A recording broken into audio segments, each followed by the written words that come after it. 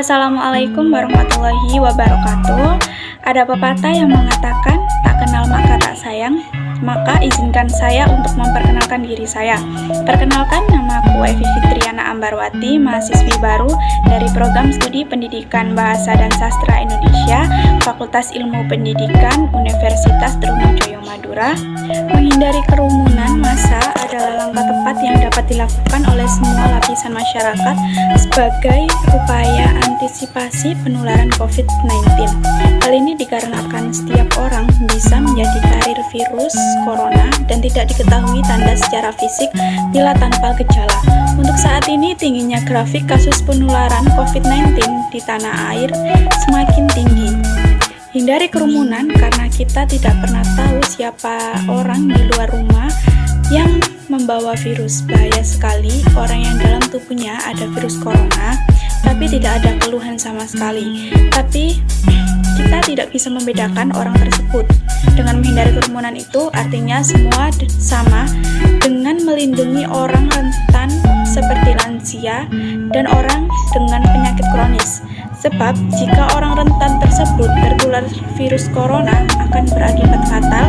Tidak hanya itu, menghindari kerumunan juga harus diiringi dengan jarak dengan orang yang lain, menggunakan masker jika keluar rumah, dan rajin mencuci tangan dengan pakai sabun.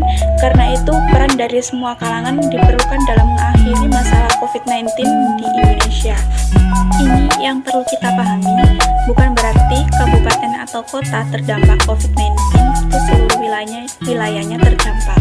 Tidak seperti itu, mungkin hanya di beberapa kecamatan yang terdampaknya. Begitu juga tidak di seluruh wilayah di 34 provinsi, namun hanya beberapa kabupaten dalam satu provinsi.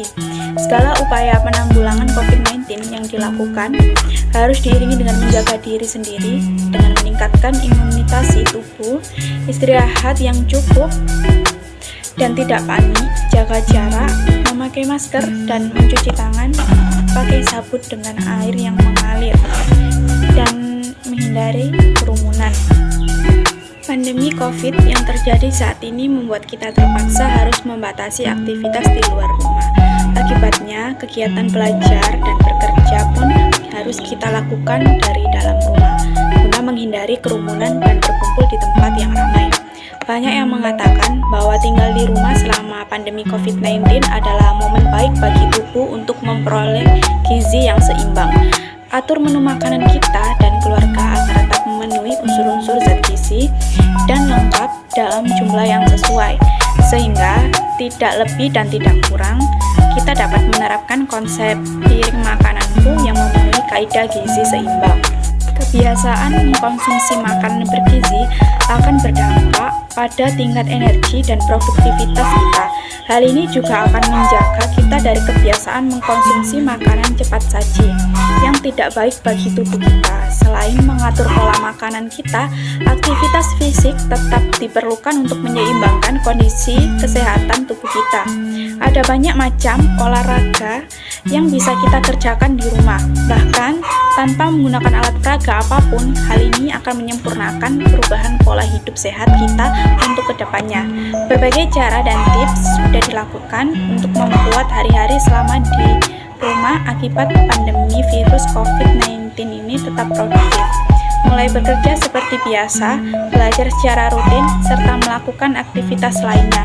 Satu hal penting, semua aktivitas yang dilakukan hendaknya bisa membawa kondisi fisik dan mental kita tetap terjaga baik dan tidak mengalami gangguan.